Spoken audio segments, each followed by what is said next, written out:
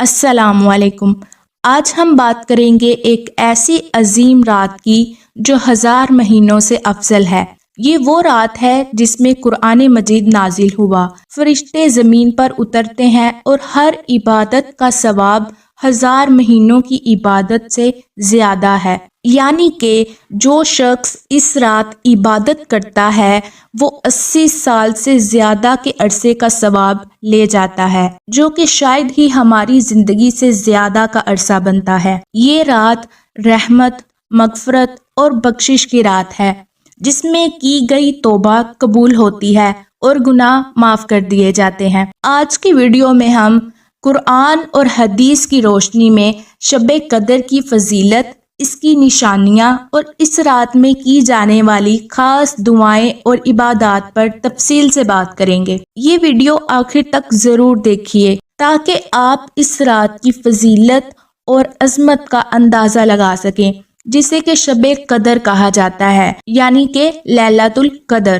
قرآن مجید کی روشنی میں شب قدر کی فضیلت۔ اللہ تعالیٰ نے اس رات کی فضیلت قرآن کریم میں بیان فرمائی ہے۔ اللہ تعالیٰ نے اس رات کی فضیلت اور عظمت بتانے کے لیے سورۃ القدر نازل فرمائی۔ سورۃ القدر قرآن مجید کے 30ویں پارے میں ہے اور سورۃ القدر کی ٹوٹل 5 آیات ہیں۔ آیت نمبر 1 کا ترجمہ ہے، یقیناً ہم نے اسے شب قدر میں نازل فرمایا۔ اس آیت میں اللہ تعالیٰ نے قرآن کے نازل ہونے کی رات کو شب قدر یعنی کہ لیلۃ القدر کہا ہے۔ یہ مبارک رات رمضان المبارک کے مہینے میں آتی ہے اور اسی رات میں اللہ تعالیٰ نے قرآن کریم کو نازل فرمایا۔ اس کا ایک مطلب تو یہ ہے کہ پورا قرآن لوح محفوظ سے اس رات میں اتارا گیا، پھر حضرت جبرائیل علیہ السلام اسے تھوڑا تھوڑا کر کے حضرت محمد صلی اللہ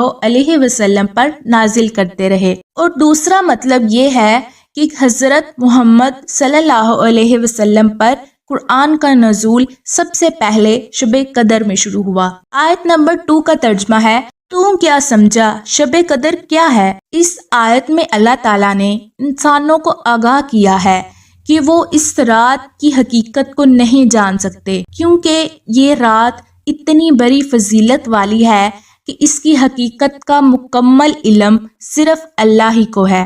آیت نمبر 3 میں اللہ پاک فرماتے ہیں، شب قدر 1000 مہینوں سے بہتر ہے۔ یہاں اللہ پاک نے شب قدر کی عظمت کو واضح کیا ہے کہ یہ رات 1000 مہینوں سے بہتر ہے، جو کہ ایک طویل عرصہ ہے۔ اس کا مطلب ہے کہ جو شخص اس رات عبادت کرے گا وہ اس ایک رات کی عبادت سے 1000 مہینوں کی عبادت کے برابر ثواب پائے گا۔ آیت نمبر 4 میں اللہ پاک نے کہا، اس میں ہر کام کے سر انجام دینے کو اپنے رب کے حکم سے فرشتے اور روح جبرائیل اترتے ہیں۔ اس رات فرشتوں کے اترنے کے 2 مقصد ہوتے ہیں۔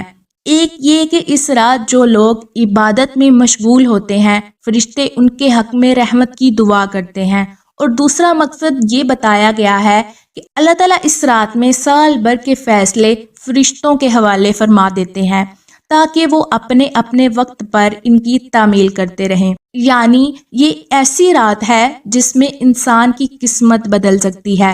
آئندہ آنے والے سال میں کس کو خوشی ملے گی، کس کو غم ملے گا، کس کو نفع ملے گا اور کس کو نقصان ملے گا، یہ سارے فیصلے اس رات کیے جاتے ہیں۔ اس سے اندازہ ہوتا ہے کہ یہ رات کتنی افضل ہے۔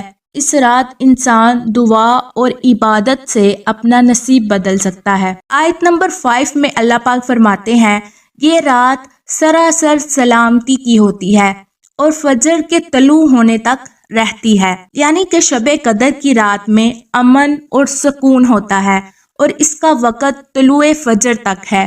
اس رات میں ہر شخص کے لیے برکتیں اور رحمتیں ہیں۔ اب ہم جانتے ہیں حدیث کی روشنی میں شب قدر کی اہمیت۔ رسول اللہ صلی اللہ علیہ وسلم نے فرمایا، جو شخص شب قدر میں ایمان اور ثواب کی نیت کے ساتھ عبادت کرے، اس کے پچھلے تمام گناہ معاف کر دیے جاتے ہیں۔ اس حدیث سے معلوم ہوتا ہے کہ یہ رات بخشش کی رات ہے۔ جو شخص سچے دل سے عبادت کرے گا، اللہ تعالیٰ اس کے تمام گناہ معاف کر دے گا۔ حضرت عائشہ رضی اللہ عنہا نے نبی کریم صلی اللہ علیہ وسلم سے سوال کیا، اگر مجھے شب قدر نصیب ہو تو میں کون سی دعا پڑھوں؟ رسول اللہ صلی اللہ علیہ وسلم نے فرمایا، اللہم انکا عفو تحب العفو فاعف عنی۔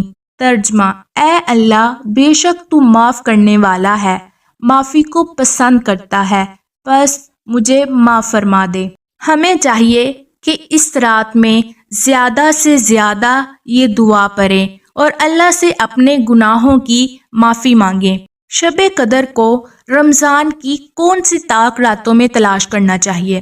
رسول اللہ صلی اللہ علیہ وسلم نے فرمایا، شب قدر کو رمضان کے آخری عشرے کی طاق راتوں 21ویں، 23ویں، 25ویں، 27ویں اور 29ویں میں تلاش کرو۔ اس حدیث سے معلوم ہوتا ہے کہ یہ رات مخفی رکھی گئی ہے تاکہ ہم رمضان کے آخری عشرے میں زیادہ سے زیادہ عبادت کریں۔